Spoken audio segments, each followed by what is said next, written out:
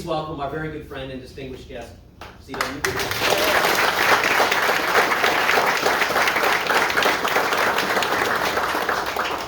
Well, we'll begin with the most important question that you'll learn to ask after a few of these talks, which is, can everybody hear me okay? All right, great. It's wonderful to be back here at Lawnfield. Let's see, the first time I visited this site was about 5 years ago when I was beginning the research process for what became President Garfield. And I decided to come incognito. I didn't want to let anybody give me any special treatment when I arrived. So I was able to watch surreptitiously an appearance by Lucretia Garfield, played by one of the Rangers here on Christmas night. I think it was back in 2019, maybe.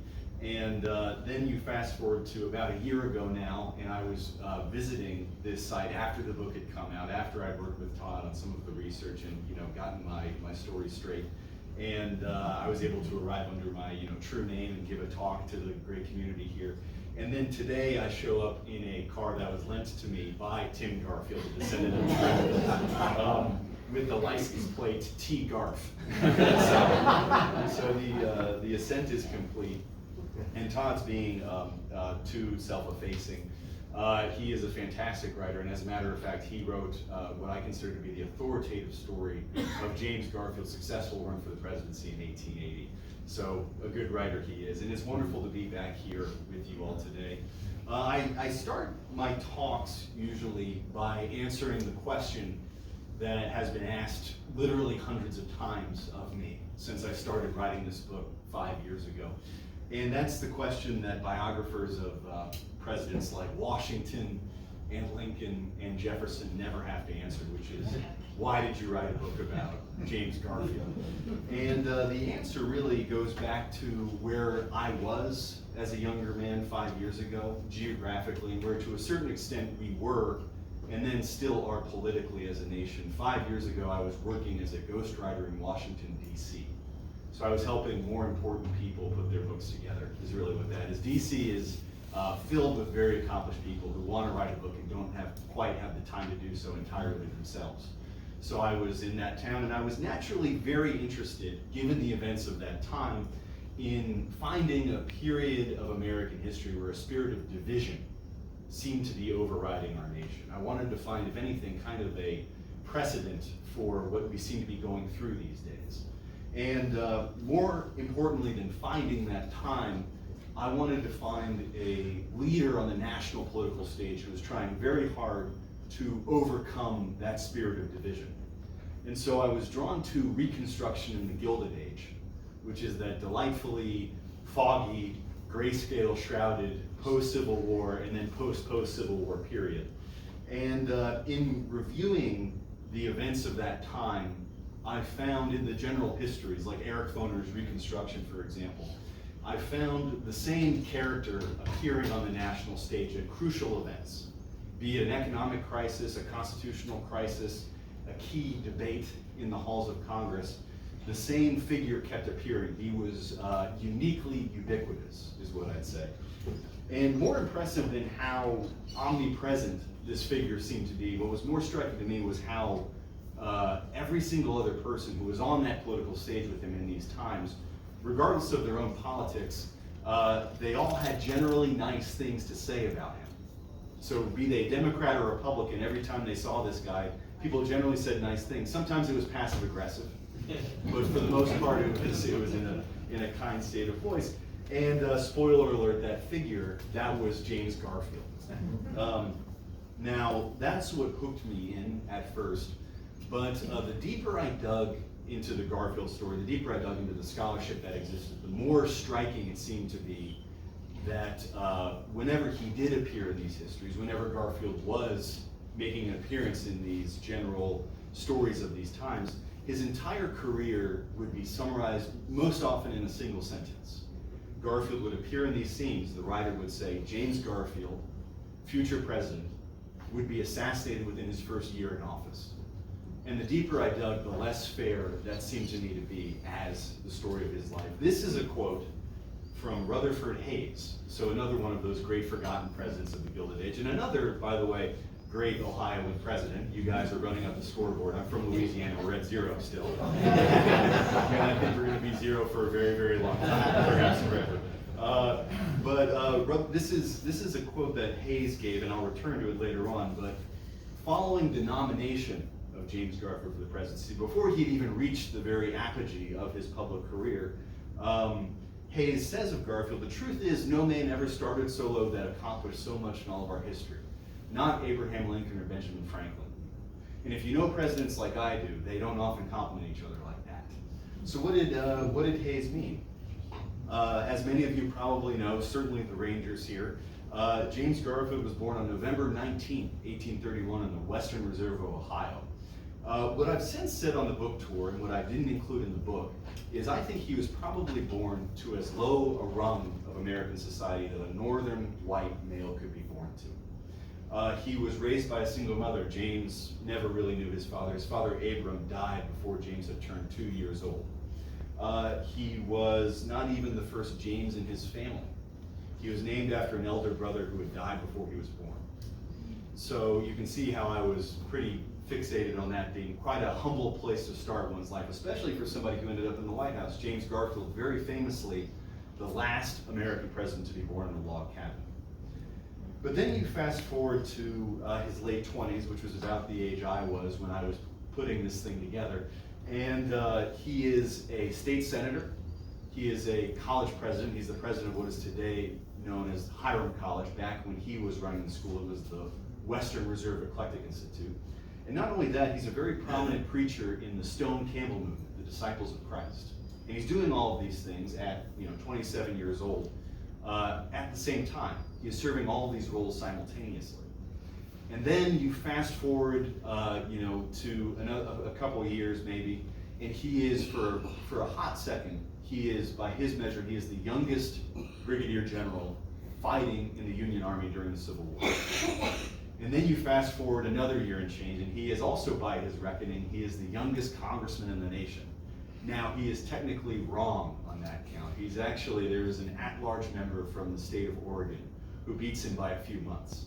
But when Garfield is later running for the presidency, he leaves that detail out. He says, yes, I was the youngest general, I was the youngest congressman. Fantastic. And then what follows, he goes into Congress partway through the Civil War, just over halfway through.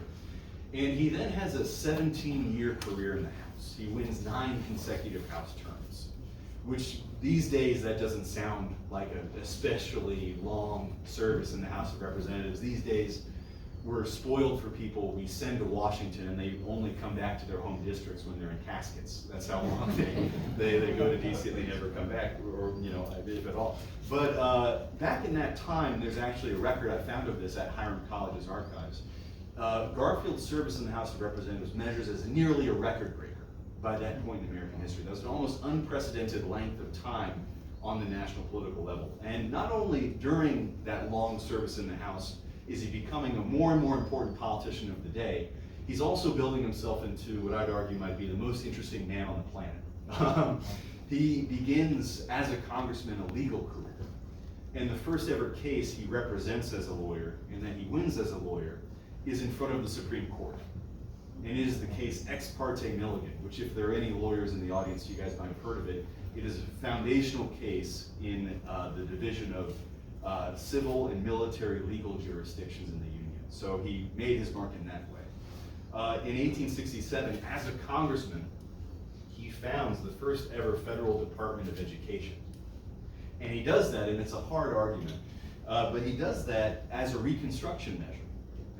Post-Civil War period, Garfield he gets the idea for this bill from a friend of his, and he is telling the House, he says, are we to expand the bounds of American citizenship, these are his words, and make no provision to increase the intelligence of the citizen? And what is he talking about? He's talking about what's happening in the post-war South, with African Americans, former slaves, but he's also talking about the millions of immigrants that are arriving in the Northeast from Europe, from Italy, from Ireland. He's asking really forward-thinking questions about how much the government needs to invest in its people in order for our democracy to keep functioning. And he wins that argument. He founds this department. Now, it doesn't go on to accomplish too much, but still a really revolutionary contribution to our national well-being.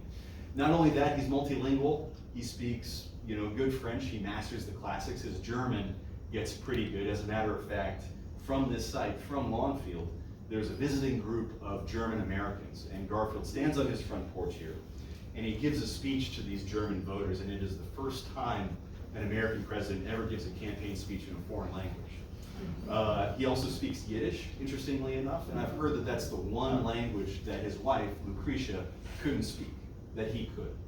Not only that, you see here, and I wish I had a pointer here, but it's a big enough screen. You see on the left, he becomes this very prolific writer while serving as a congressman. He writes these great columns for publications like the North American Review, for the Atlantic, and he's asking these pretty, he's diving into these pretty deep topics. Bottom there is the currency conflict. He gives a comprehensive history of US monetary policy, which to you and I, that sounds like a very boring subject. But that's exactly the kind of legislation that Garfield distinguished himself for. In this increasingly polarized time that is Reconstruction, he becomes notable for being this technocratic legislator. He cares about policy, not partisan politics, and he becomes this huge policy wonk in Washington, D.C. And on the top there, he writes his part in this column, he's basically arguing against rebuttal. So other congressmen are arguing against him in this same series. He's saying that it was not a mistake to give the vote to African Americans, that any attempt to retroactively take away their franchise, that is not going to, in the long term, redound to the good of the republic. As a matter of fact, it will further weaken our institutions to try to take the vote from any population of Americans. And he's arguing this at a time where that's an increasingly unpopular viewpoint. Not only that, on the right there, this is another contribution of his. That is something that Garfield drew up while he was a senior member of the Republican side in the House. And it is an authoritative proof of the Pythagorean theorem. And you might not be able to read the caption there, but I'm paraphrasing off the top of my head. But the editors of this journal wrote, "We trust that this is something that members of the House can unite on regardless of party." Which is kind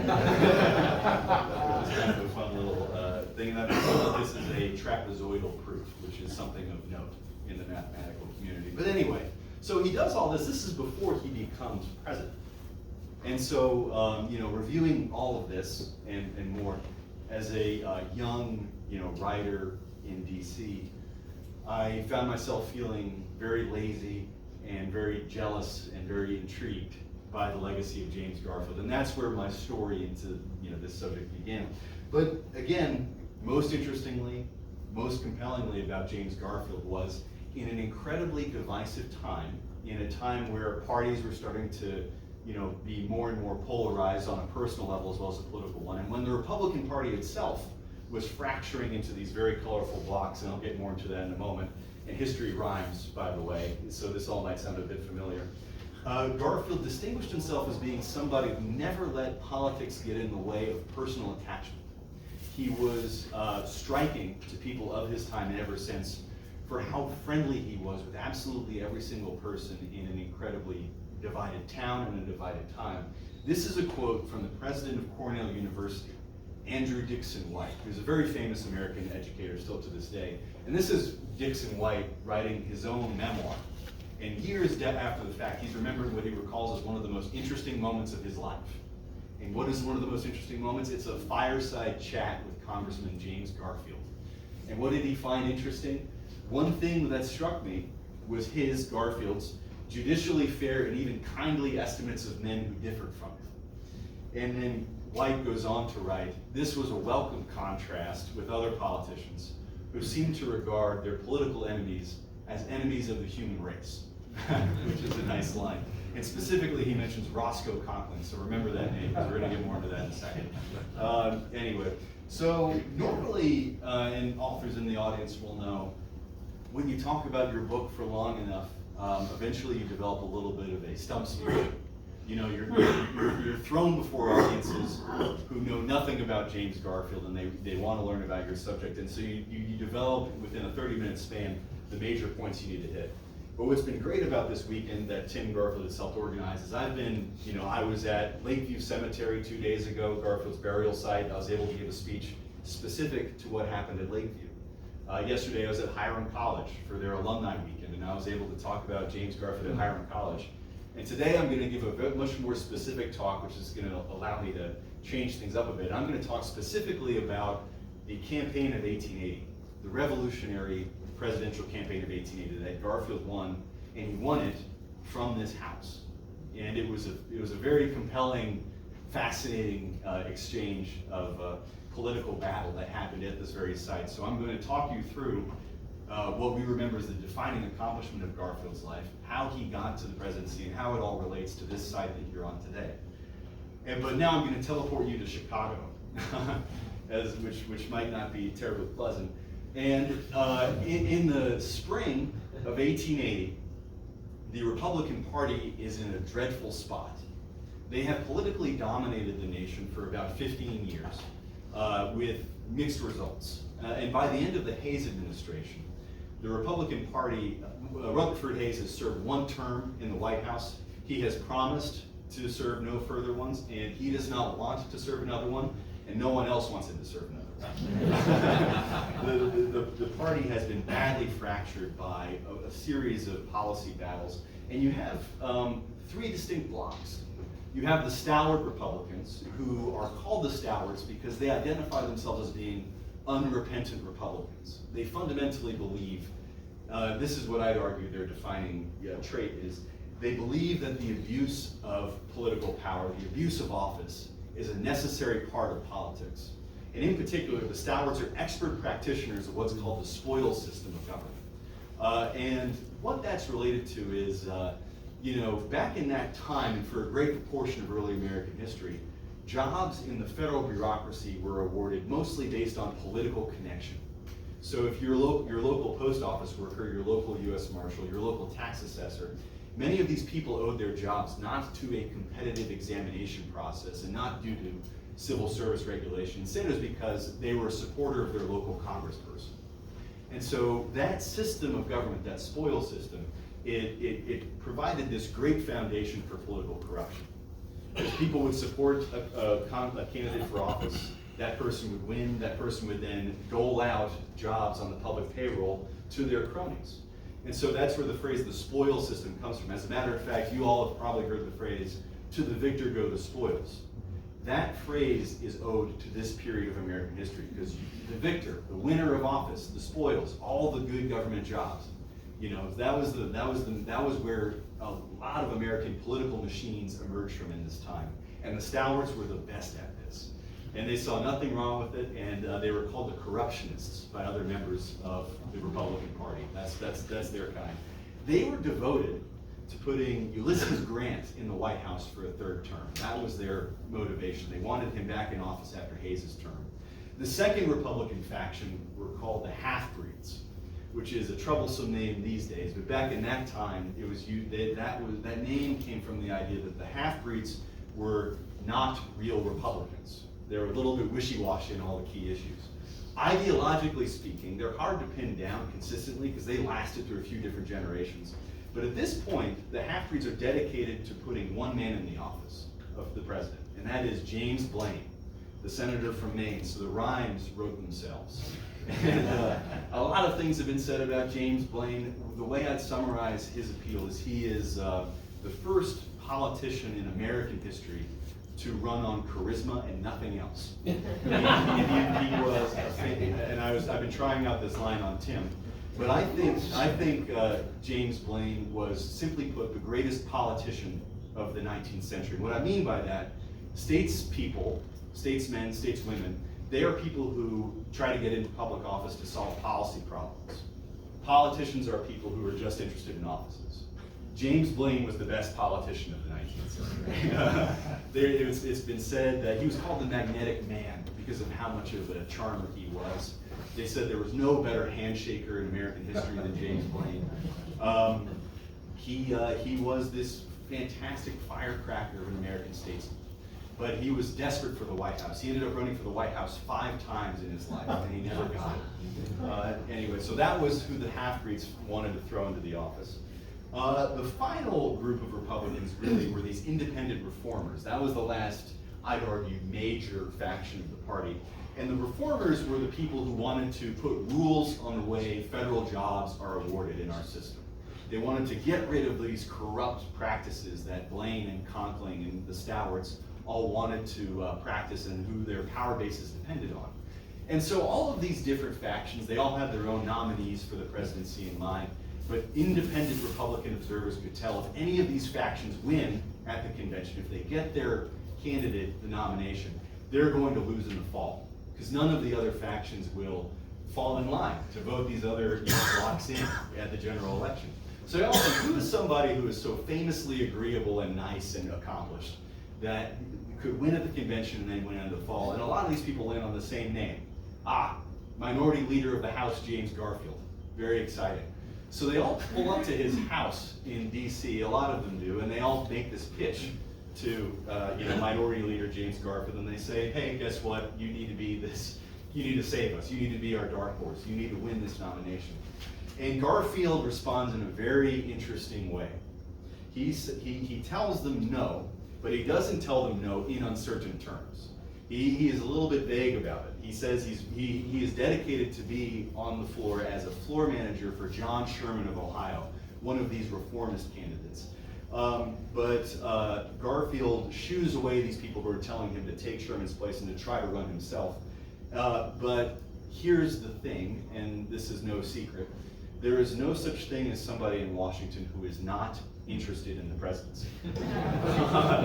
So Garfield he tells these people no, and but he lets his guard down a little bit, and he tells them, under these conditions, I cannot accept a place. But anyway, so he goes to Chicago. He goes to this scene. This is where the convention's happening in 1880. This is a building known as it's the Exposition Building. It's a recent construction in Ohio. It goes by the name of Crystal Palace because it's this giant glass and steel structure, and it's wonderfully scenic as a site for a political fight. And what's happening there, in the middle of that scene, there's that sunken pit you can see, and within that, those are all the delegates of the Republican Party there to pick their next champion.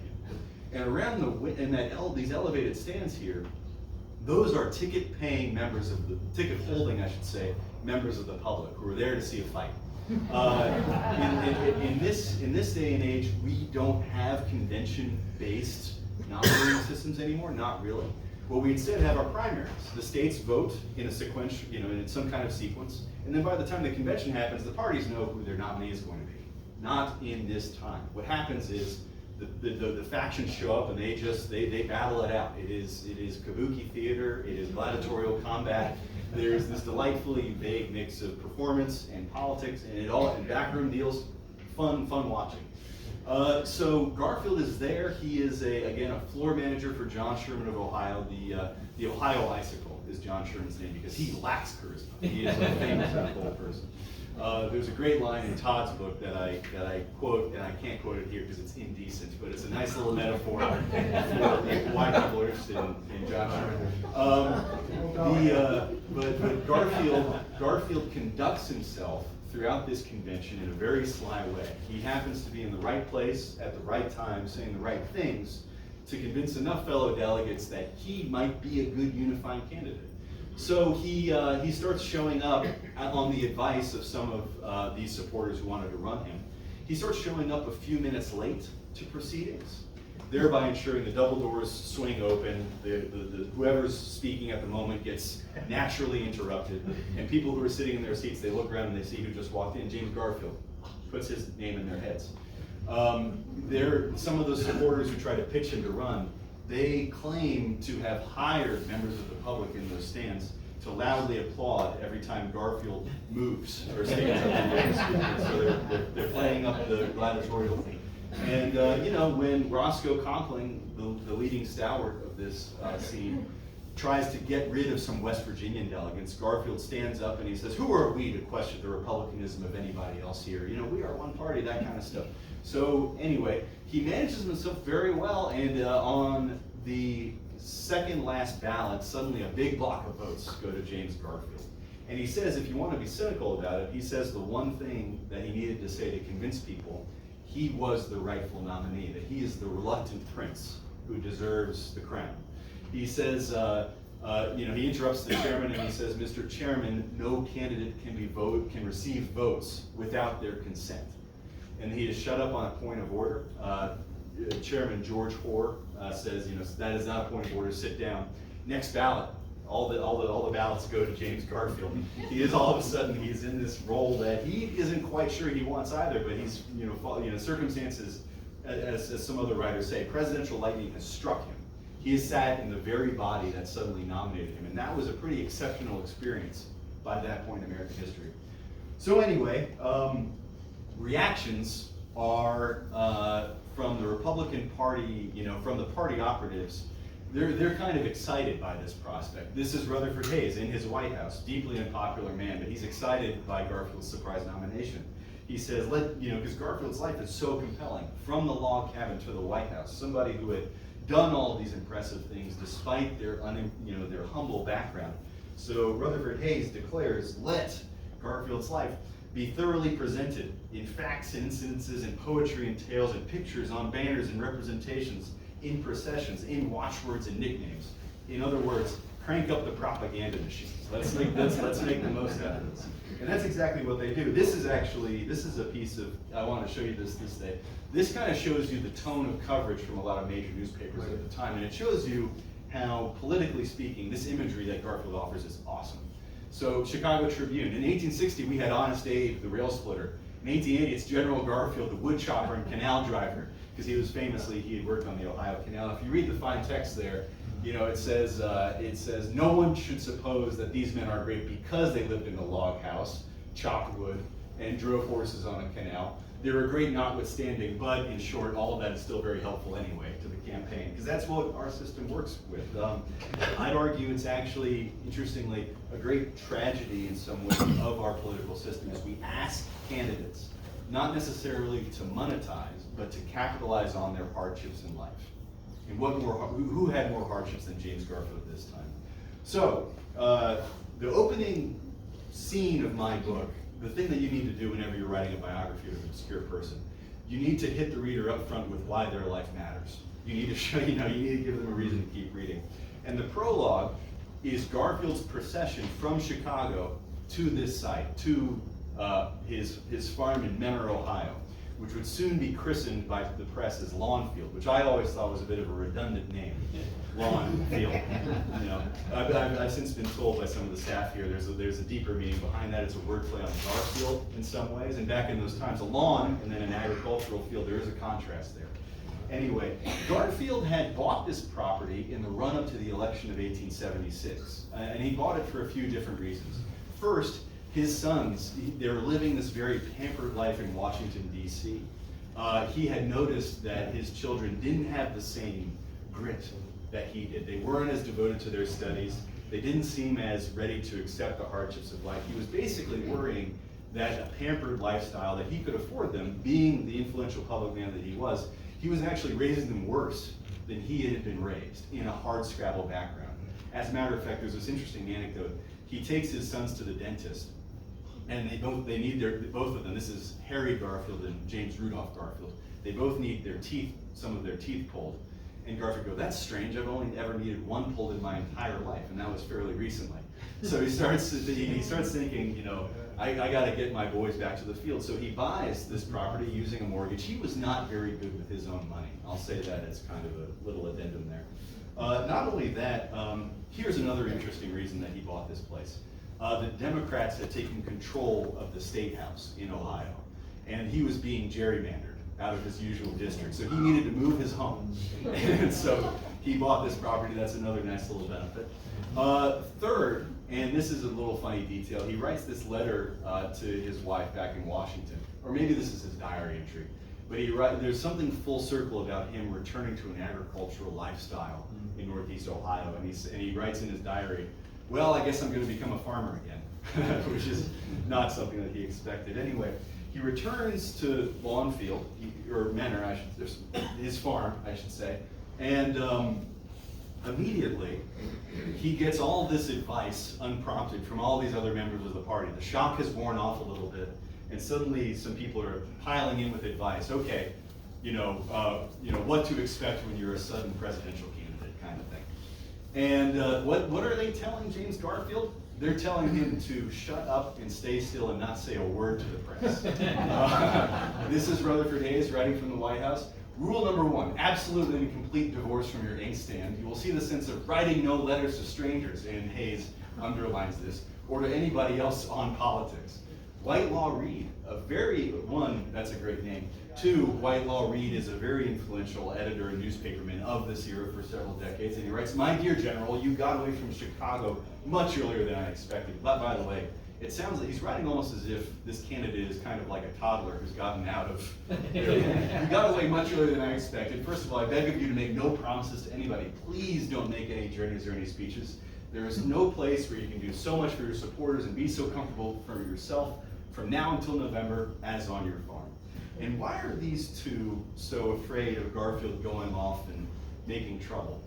It's because of these two men. Now, I've introduced them to you before. On the left, this is Roscoe Conkling, the senatorial leader of the Stalwart wing, that corrupt wing of the Republican Party. And on the right, that's James Blaine. And Garfield had distinguished himself by this point. Why was he such a powerful potential nominee for the presidency? Because in an increasingly fractured Republican Party, Garfield was the last person who was welcome in every single faction, who seemed to be willing to bend ideologically with the breeze. He was the minority leader of the House, so he couldn't really afford to break up his caucus in any major way. His reputation by that point was an excellent conciliator. He was the subtitle of my book is From Radical to Unifier. He could unify the Republican sections from like no other. Unfortunately, this gave him the reputation for being a very open-minded and easy person to manipulate, whether rightly or wrongly. All of these people, Blaine, Conkling, Frederick Douglass, Rutherford Hayes, they all say the same thing, interestingly enough, about James Garfield. They all say that he specifically, and I'm quoting them, that he lacks moral backbone because he seems so easy to change his mind, so easy to flow with the breeze. He would always turn this around on his critics. He would always say, it must be, this is a quote of his, "It must be so easy to be a man of extremes. It is incredibly painful to see so many sides to every subject." So his argument is that being this open-minded person in the party, being somebody who's willing to work across the aisle, that's not a sign of weakness, that's a sign of great strength. That's the hard path to fight. So anyway, independent reformers are piling in saying, Garfield, just stick on your farm, just campaign through the fall, take it easy. But he feels compelled, and he has to for a variety of political reasons, he has to go out and make a variety of political deals with both of these characters, with the leader of the half-breeds, with the Stalwarts, because he knows unless he can keep them together in the fall, his campaign is doomed. So what does he do? Well, he faces kind of a dilemma. The Stalwarts and the half-breeds take two very different paths in the face of Garfield's nomination. The Stalwarts are incredibly upset that they have been robbed of Ulysses Grant's third term in the White House. They start banding together. They get very afraid that Garfield is not going to give them their due, that he's not going to be a reliable ally in the White House. The Stalwarts had been alienated from the Hayes administration because Hayes had tried to curb their power. He had tried to implement civil service reform. He had tried to take away their ability to enrich their cronies. And that had gone very poorly. The Stalwarts are suspicious that Garfield might not give them the rewards that they seek.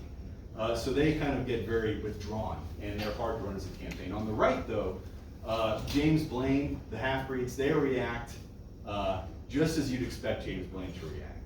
He had been a candidate for the White House. He misses out through this freak of nature by Garfield's nomination, and he responds by congratulating Garfield. And all of a sudden, he is filled with advice on how to run the campaign, and he is available for however Garfield needs him.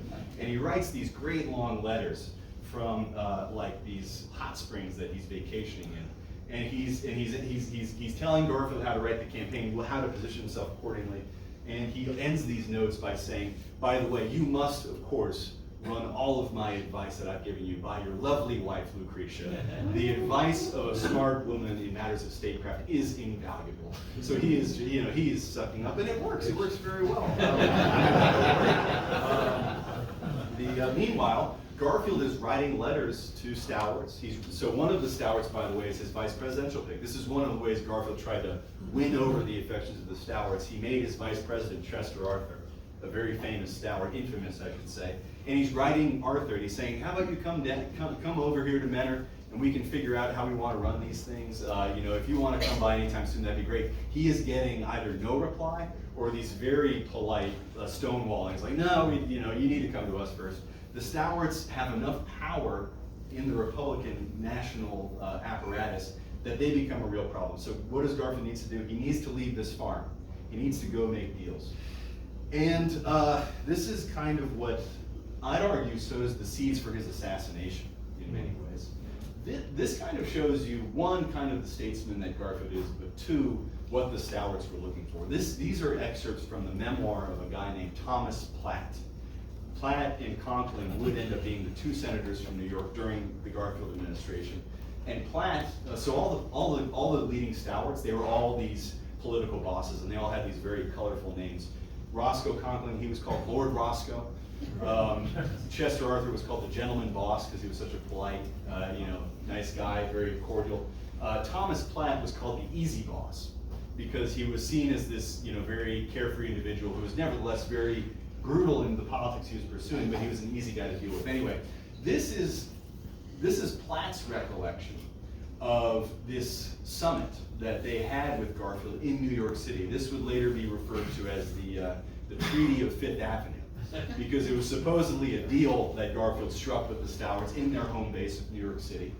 And this is Platt's recollection of this conversation that he had with Garfield, this great bargain that they supposedly struck. Garfield said, and this was after Platt had given him Garfield this line. He said, Congressman Garfield, we cannot afford to do all the work and reap none of the rewards. And how does Garfield supposedly respond? Garfield says he did not want to change the order of things, but he desired us, the stalwarts, to take hold with zeal and energy and ensure his election. If this was done, he assured us that the wishes of the element of the party we represented, the stalwarts, would be paramount with him, touching all questions of patronage, any job they wanted, supposedly in the administration they get. And these assurances were oft repeated and solemnly emphasized and were accepted and agreed to by all those present. So in Platt's, in the stalwarts version of things, Garfield gave the stalwarts the deal they wanted. And then, here's this exchange between Platt and Conklin after the fact. And I saw Conklin on his return. Conklin told me of the pledge. I asked, have you any faith in Garfield?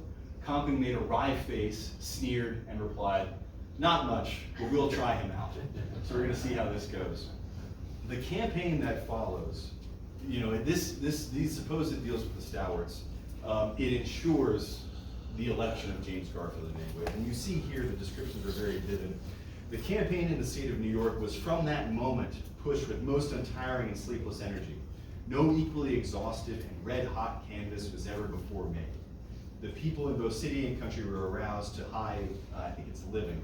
But it's fascinating that this agreement, this really unlocked in many ways the Republican campaign of that season. What you see there on the bottom right, that's actually Thomas Platt describing the stalwart approaches to campaigning.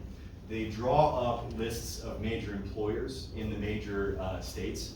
They run, and they basically use them as target lists. They gather lists of employees. And as Platt later says, every method, let's see, it's actually here. Every manner of argument was made to persuade the laboring man. So you get a sense for what was happening, these shakedowns, these pressure campaigns. And really the campaign kicks off proper. James returns to Menor, he comes back here, and he starts settling in for what becomes a very busy campaign season from this house. It's interesting how he manages the public attention. The typical campaign norms of that time, it was seen as incredibly faux pas for any candidate to do any campaigning actively on behalf of themselves. But Garfield was, by virtue of living here and by virtue of this farm being publicly accessible, he gets hordes and hordes of regular voters who start showing up on his front door. He starts having to talk on all variety of public issues that are basically thrown upon him. And he becomes, almost reluctantly, the first presidential candidate who is, in a way, forced to actively campaign on behalf of himself. He does this in a very reluctant, self-effacing manner. And it's funny, and this is where, by the way, the origin of the term Lawnfield really comes from. It gets branded on this place during the campaign The local press, local journalists, local friends, they start referring to this place as Lawnfield. Garfield even gets gifted stationery by Whitelaw Reid, that journalist I was quoting earlier, and it's emblazoned Lawnfield on the top. And you can see here from this one quote, he's kind of being dragged along with the tide. It has been a delightful day at Lawnfield as the papers insist on calling our place. So the machinery is kicking up. And by the way, around the country, the presses are just pouring out with this new mythologization of the Garfield story. It's estimated that 4 million pamphlets are printed of his old speeches, of his sayings. This is one of them on the left that I dug out of the Library of Congress. And it's all these famous maxims of James Abram Garfield. Like, luck is an ignis fatuus. You may follow it to rule, but never to success. And a pound of pluck is worth more than a ton of luck. So he's getting, all these things that he may or may not have said. It's kind of like the idea of, whatever you are, be a good one. These things are being, these things are being printed out on his behalf. All these famous stories of his life are also being run out quite well. And these, by the way, on the right here, these are examples of these speeches he was giving almost reluctantly on his porch to visitors. For example, a bunch of working men from an industrial town show up, and Garfield goes out and he gives an impromptu speech on the virtues of labor. He describes the fight that's emerging, because this is the Gilded Age. He's describing the fight that is emerging between the forces of labor and capital, and he's saying, what is capital, if not another name for crystallized labor saved up? And then a couple days later, a bunch of industrialists come to town, and he says, yes, a good tariff policy that can ensure that the real, wealth of our nation, our industrial capacity is being. So he's engaging in a very interesting form of doublespeak, I'd argue. A bunch of Germans show up. He speaks to them in German, as I was describing earlier. He quotes German poetry to them. Interestingly enough, so on the right here, this is actually a description of a group of black gospel singers from Fisk University who show up and they serenade James Garfield, and he gives this very emotional appeal. He says, I would rather be with your people and lose than be against you and win. And so he's tailoring his message to all these voters who are showing up on his lawn. And this is a quote from James Blaine. Blaine later writes this history, this legislative history of the era, and it's called 20 Years of Congress, from Lincoln to Garfield. And he later says, of this election that happened here, never before in the history of partisan contests in this country had a successful presidential candidate spoken freely on passing events and current issues. To attempt anything of the kind seemed novel, rash, and even desperate. Now, that's clearly not a problem anymore. But Garfield was the first, in a way, active presidential campaigner. But again, he was able to cast it in a passive way, because he was just sitting here at home. He could make the argument, as he did later on, that he was simply, he couldn't have all these people showing up on his doorstep and not give them, it would be impolite not to speak to them on whatever issues they were concerned about. So it was a slightly different time. Here, by the way, this shows you how, how the Republican presses started whirring into action. These are some campaign songs that were written to romanticize James Garfield's life during the campaign of 1880. And on the, you have, on the left, you have General Garfield at Middle Creek. This comes from this fictitious anecdote about this battle that he fought in the early Civil War.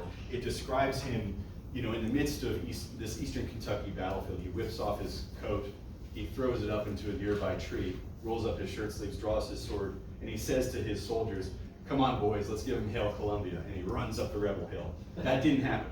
That did not happen. But it didn't matter. The New York, at that time, the New York Times, the New York Sun, all these big publications, they heard this story about this fanatical young Union colonel, and they said, "That sounds great, let's run it." And people here, his friends in the community, including James Harrison Rhodes, a very important person in his life, wrote to Garfield and said, people are saying this, this anecdote is insane. Is this true? Garfield goes, no, it's not at all. And then Rhodes writes, even if it is not, let's not burst the bubble. This is doing good service for you here. And here it comes again, 15 years later, and it's becoming useful campaign fodder. In the middle, the title, and by the way, in the Library of Congress, there is a binder on these things that is 150 pages thick. And each page is just plastered with different songs devoted to James Garfield. In that middle one, Boatman Jim, it's describing him, you know, on the canal path, which he only worked for, by the way, for 6 weeks when he was younger. And he got way more mileage out of that than he did. Very interesting. And there's another one, Garfield on the towpath, because they're all hitting the same notes as one another. Things were getting wound up. There's actually this great quote from this appeared in the San Francisco Examiner, actually, and it was a quote. It was a line. It was from a Democratic columnist, and this is him describing how ferocious the Republican campaign to elect Garfield was. It's a parody article, but it's this Democrat who's writing. A Republican scientist, was looking through a microscope at several mosquitoes the other day, and he was shocked that none of them carried Garfield flags. that was how prolific this campaign was. And here, this is just to illustrate the titles of the Garfield campaign biographies that are being written at that time. And they're all following the same formula: from canal boy to president, from the towpath to the White House, from log cabin to the White House.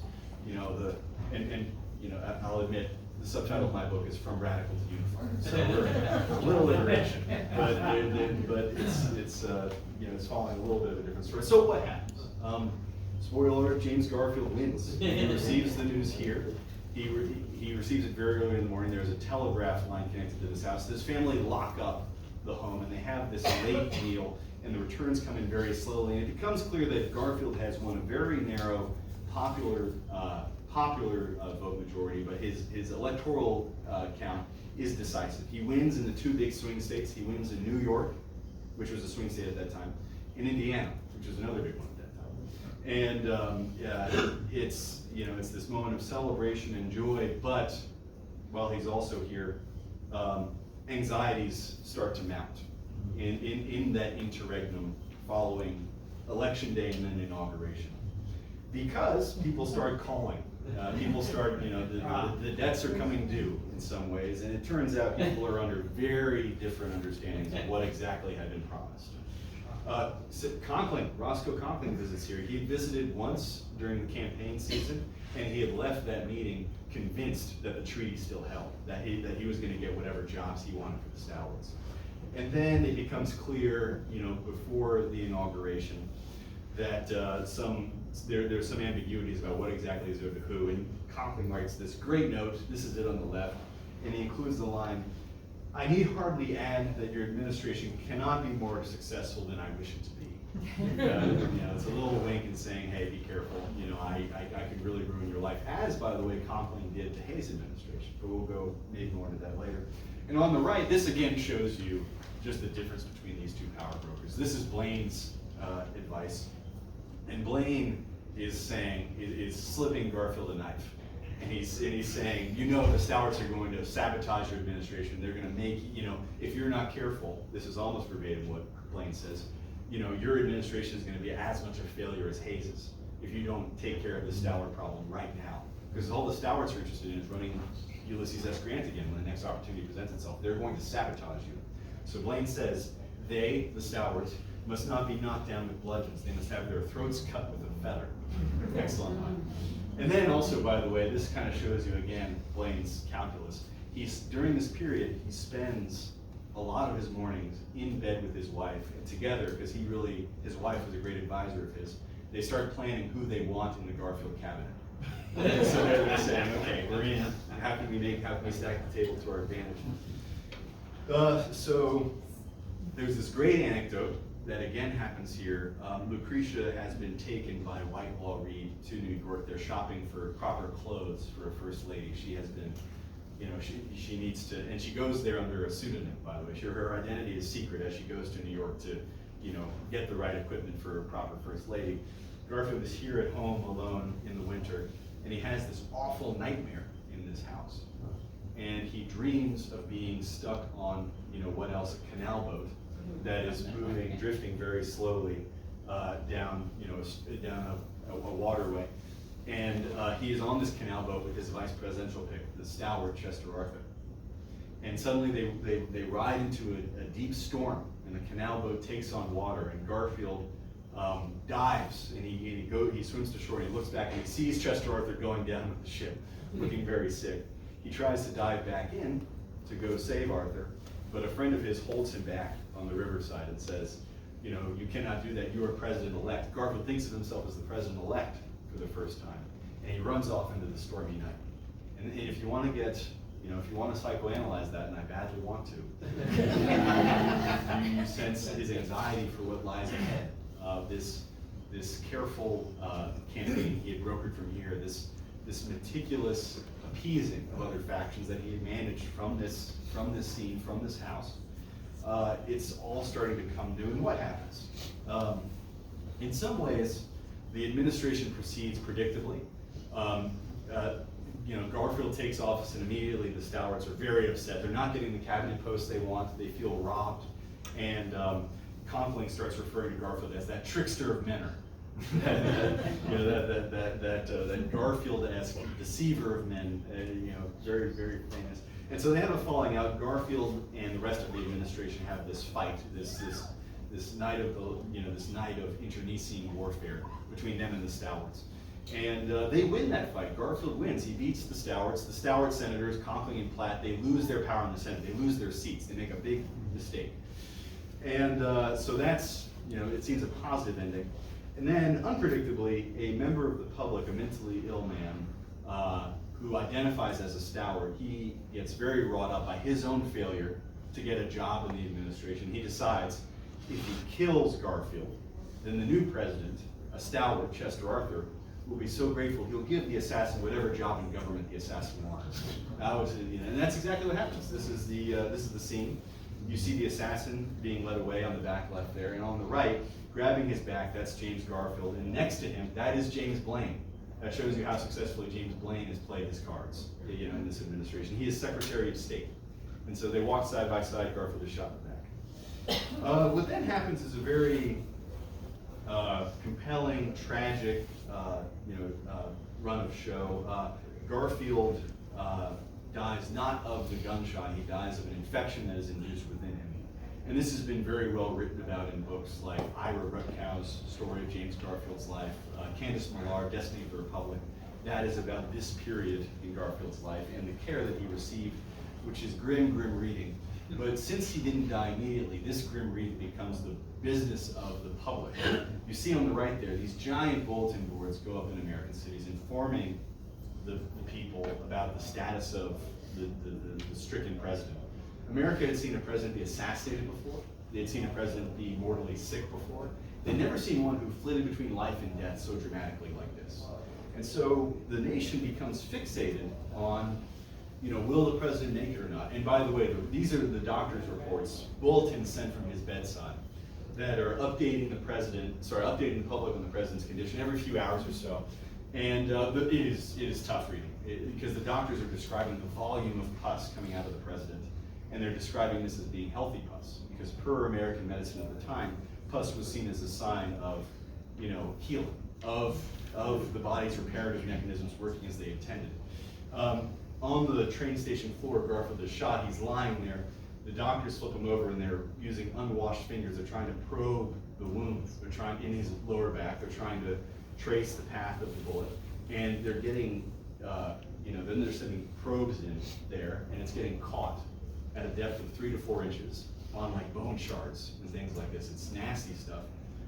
Within about a month, the doctors are able to slide a drainage tube into that wound very comfortably, as they put it, by about a foot. So that shows you how he is hollowing out as a being during this time. Anyway, he is, by the end, it's pretty clear to everybody that he is going to die. And he starts hallucinating. And what is he hallucinating about? He's hallucinating about being back here. He dreams of being in his cabin, his childhood home, back in Moreland Hills, what is today known as Moreland Hills, then known as Orange. He's dreaming of having his aunt's biscuits in his teeth again, you know, his childhood foods, like squirrel soup, for example, a dish that has fallen out of favor today. And he's asking his doctors, he wants to leave the White House. He wants to leave the White House because it's ratty. The Washington summers are, you know, this is August by now, and it's just a nasty, place to be and to live. And he's begging to be sent home to Menor. He wants to come back here. He wants to, if you want to read it the right way, he wants to die at home on his site. He is denied. His doctors exert, they are effectively able to veto the president on his own care and his own well-being. As a matter of fact, Candace Millard writes about this. One of the doctors in charge, Dr. Willard Bliss, who is a native of this area, by the way, and he's Dr. because his first name was Doctor. Bliss is not even letting people cut the president's hair because he's afraid of inducing, taking away from the vital, energies of the president and all these things like that. So it's a tough ending to a life. But what he was thinking about on those last days, he desperately wanted to be back home again, back in his site. And when he eventually dies, and this is in September, so he lives for about 80 or so days. He gives this great closing exchange. A friend of his from the Civil War, Almon Rockwell, is in his sick room. They've now since moved to New Jersey, the seaside, the logic being a place where, again, metaphysically, clean ocean breezes, it'll induce health, that kind of thing. Almon Rockwell is called to Garfield's bedside, and Garfield asks him, hey, have I made a name for myself in human history? And Rockwell is alarmed by this answer, because anybody who's asking themselves, have I made a name for myself in history? Will I be remembered? That's somebody reflecting on a finished life. And so Rockwell goes, yes, but, and this is almost verbatim, but yes, you must not talk that way. You have great works yet to perform. And then Garfield replies, no, I think my work is done. And then he dies the next day. And when you have a subject who says, I believe my work is done, you need to listen to them. And so that's one of the closing anecdotes of the book. I'm not quite done. The epilogue happens at Lakefield. And there's this great line written in, I think this is the Chicago Tribune, I can't quite remember, it's in the book. But it describes at the dedication of this wonderful building that all of you have, many of you have probably visited it, you should, it's nearby, it's opened after renovations, it's a fascinating bit of American civic religion, I'd argue. On the inside, it's this blend of castle and church. It has stained glass windows. It is the final resting place of James Garfield. It is a gorgeous place to visit, and free to access to. That's a big benefit. Anyway, on the opening night of this setting, a columnist writes, the final scene has been played in the great drama that began 58 years ago in a rude house on a half-cleared forest farm in the old Western Reserve. So it's a nice way of bringing things full circle. Right? And the work of Todd and all the rangers here have made this a lasting monument to what I'd argue is one of those overlooked statesmen of American history.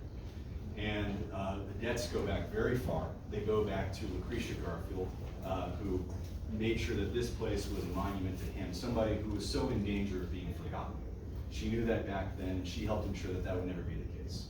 So it just feels right that the end of his life, there's a call back to the beginning, and it feels right that I should, end this part of my book tour back here again. And so I'll end with this. This is a quote that Garfield gave as he was leaving the Western Reserve. He was going to Williams College. That's where he finished his formal college education. And he stops over in New York, and he's with a friend, and he sees in a local fruit stall, he sees something that's he sees a fruit that's a weird shape and a weird color. And he asks the fruit seller, what is that? And the seller goes, you're funny, that's a good joke. And then they persist, and finally this fruit seller tells Garfield, that's a banana, don't you know what a banana is, you Ohio pumpkin, or whatever. And so Garfield and his friend walk away, and then Garfield turns to his friend and he says, I've long since determined not to let an opportunity pass for learning something, simply because I must expose my ignorance in so doing. And that's a great quote to start a question and answer session. So, thank you guys so much. Love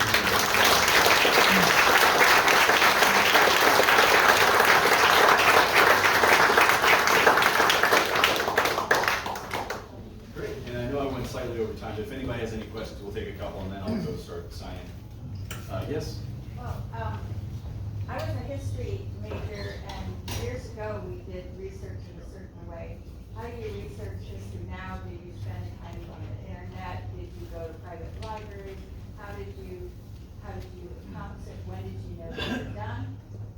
Yeah, so there are great archival sources. The library, the James A. Garfield papers at the Library of Congress are phenomenal. Very well organized, very thorough. What was great about him is he was he was both a prolific writer and he was a hoarder. He never let anything go, which meant there was a lot to organize. And the archivists there have done a great job. Actually, as a matter of fact, the whole James Garfield papers collection has now been digitized and it's accessible publicly online. So you can flip through it yourself and you'll see just how many things you need to get through.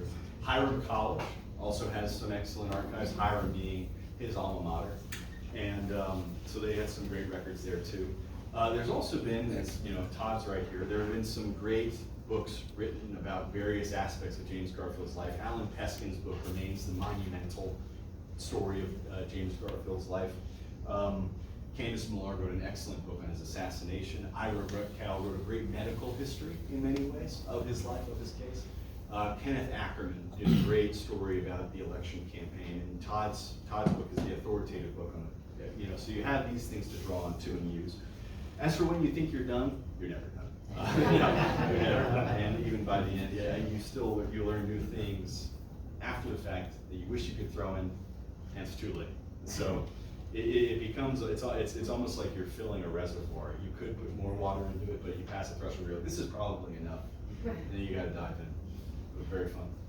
Yes? I'm privileged to be married to this lady, and I'm a retired U.S. history teacher from Menor High School. Oh.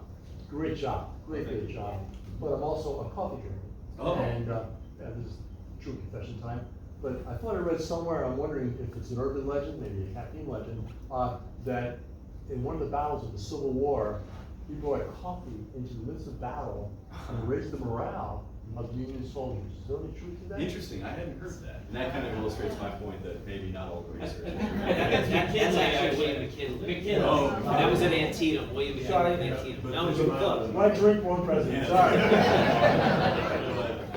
It's interesting because we're related to substances and vices and stuff like that. Yeah. Garfield was a preacher in the Stone Temple movement, which was remains to this day a very diverse movement of Christian theological thought. And it was controversial when he took over the eclectic, today Hiram College. He was not one to pass up cigars. He drank. He was never one to say no to some of the vices in life. Yeah. I'm sure that extended to coffee. There you go. Any others? Yes. Sorry, I'll move to the back. I see you hands in the back right there. Yes. Is there any movement that is trying to distill this ability that Garfield had for treating discussion with taste and goodwill? Today. Because we recognize, and you said this yesterday, we recognize the need or Garfield's ability to do that. But can we do more than just admire? I think there is. I've read a lot these days that there is organically popping up a lot of groups that are trying to foster that discussion, but they're making it happen through specific policy-related discussions. They're keeping it focused on the issue, not the party. And that's a very smart way, I think, of bypassing a lot of the tribalism. Keeping it solutions-oriented rather than spectacle. There are people who fill his role, by the way, today. They are on both sides. They are not the ones you'd ever hear about on cable news. Technocratic legislators, people who are really, again, statespeople and not politicians. You don't hear from them because they're doing committee work. They are policy-oriented. They're not people who can distill, all of what they're trying to accomplish into a 5-second soundbite for cable news. And our system right now is geared towards brevity and lack of complexity and lack of nuance, and so you lose a lot of that depth in many ways. I think there are a few in the back there. Yes. I've observed or been told that had Garfield lived, he would have been as great as Lincoln in the field of Shakespeare. And I noticed that in your book, you used quotations from his diary for each chapter from Shakespeare. Yes. Have you run into quite a bit of information on this topic? On Shakespeare, yes, because he, well, here's, so the top of chapter, so what is being mentioned in the book, I introduced each chapter with a different Shakespearean verse that Garfield used in his daily diary entries for the year of 1878. He would begin most days either with a Shakespearean verse or some other literary reference. And he was incredibly, his intellect is really immeasurable in so many ways. I also, so it's one of those easy editorial decisions when you're putting a book together, is, when as soon as I saw that he did these things, I'm like, fantastic, that's how we're gonna open each chapter. Because no one is thinking in Shakespearean terms and using it in their daily life and not applying it to themselves, their own events, whatever they're experiencing in the moment. So it was a great lens to focus on his life. I also argue at some point public figures, they realize they are not writing for themselves anymore. They realize other people are going to be reading what they're writing at some point. So Garfield passed that threshold at some moment. As for whether he could have been as great as Lincoln, possibly. It's hard to render a judgment on that. That's an opaque topic to dive into. I think the reaction to his death, it was not unlike the Kennedy assassination, because he was built after he died in many ways into something he was not quite in life. And he was a president who was struck down in their prime, who was, seemingly progressive, had grand ideas, a lot of promise. And so, it's hard to speculate on what he could have been. I am on the more bearish side. I think he was in that position because he was a pragmatist. That's why he got picked, why he got elected. So, who knows, but we'll see. I might take one more question because I don't want to keep you guys cooped in here too much longer. Yes, sorry. Who would be some of those people in politics today that are really working and not worthy of a 5-second soundbite? Oh, I wish I could tell you. I really do wish I could tell you. I think if we did our homework, we could find them. Look for committee heads on committees you wouldn't think about, and you'd find those people. Okay, thank you. Yeah, easy. All right, well, thanks so much.